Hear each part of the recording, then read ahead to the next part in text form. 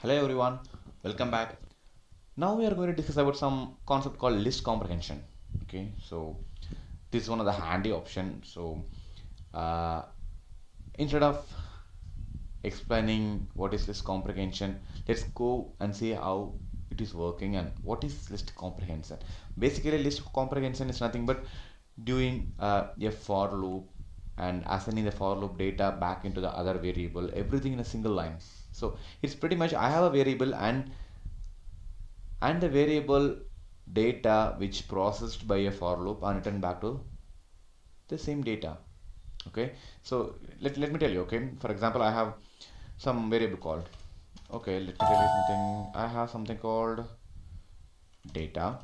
Okay, so here I'm going to process something like uh, I have a x here and for and some variable declaration variable and range of data. This is nothing but our for loop. Okay, okay, let's apply it for a real-time scenario. Okay, so let's take the simple example. I want a list which will return the even numbers between 1 to 50. Okay, so I'm going to even underscore num. Okay, and here this is where the tricky part. So it has to return as a list. So the square brackets, and here the data which is comes through as a variable called x. Okay, and I'm going to write a for loop here for x in range of 1 to 51, so I can have 50 as well, 51, and that's all. See here the even number which takes a for loop and it will print the data from 1 to 51, nothing but 1 to 51. It means it will print the data from 1 to 50. So those data will be stored in X as a list. Okay, let's print the list.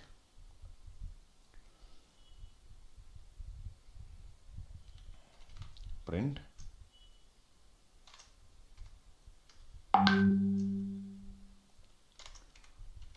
even underscore num. Let's run. See, you got the data 1 2 3 4 5 6 7 8 9 up to 50. Okay, okay, let's try the same for, okay, it is not even numbers. I have all the numbers from 1 to 50. So here I can have a some condition check. If x mod of 2 equal to 0, that means it's a even number. So let's print it now. See, now you can have only the even numbers 2 4 6 8 and 10 12 14 up to 50. Okay, can you do it for odd number? Yes, we can. Okay, so odd numbers, and here if it's odd number, it's not divisible by, it's not mod equal to 0 by 2. So let's print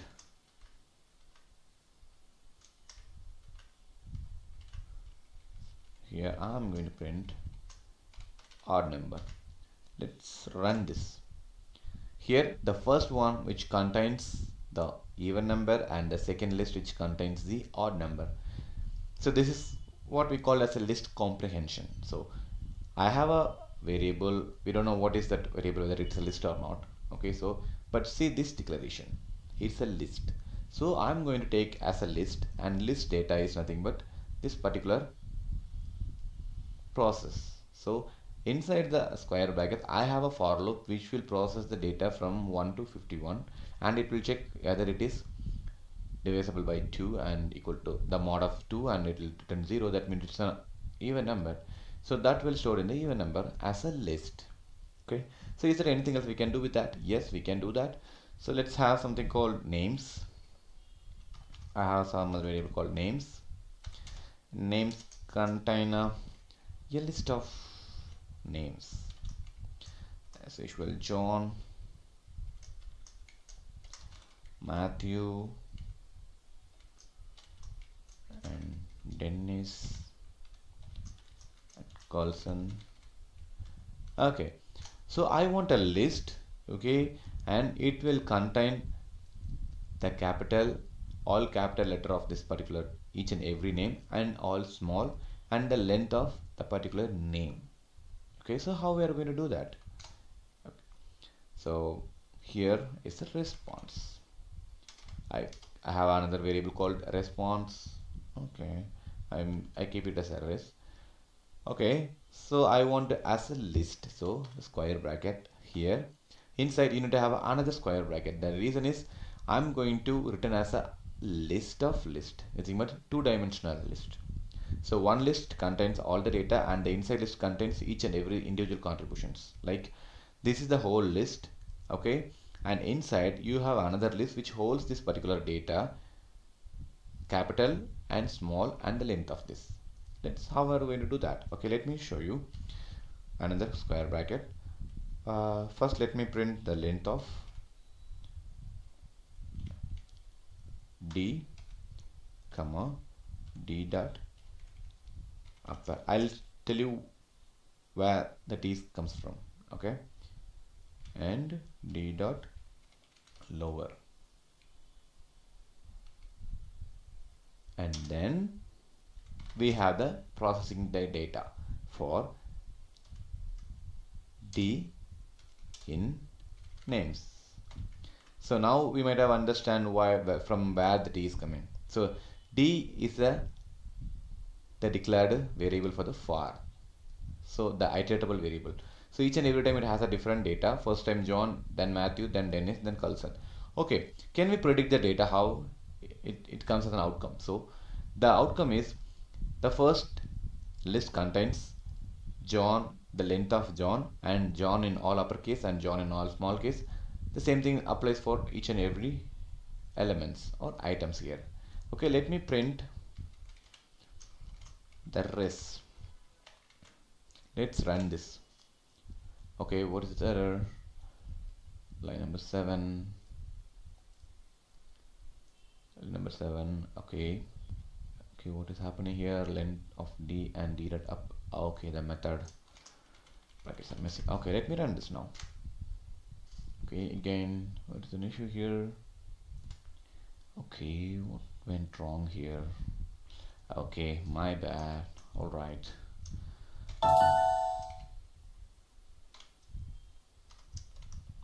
Okay, so in the response I have the length of d as a first parameter, and second is upper and the lower, and I'm iterating the data. Okay, let me print it now. Fine. Great. See, the first element is the length of the name, each and every name. John, the length is 4, and the second item is John in all caps, and the third John in all small caps, and I mean in small letters. The same thing happened for all the data. So this is what we called as a list comprehension, and this is a powerful way of handling the list and also with the dictionaries. Okay, just give it a try, and let me know if you guys have any clarification. Okay, thank you.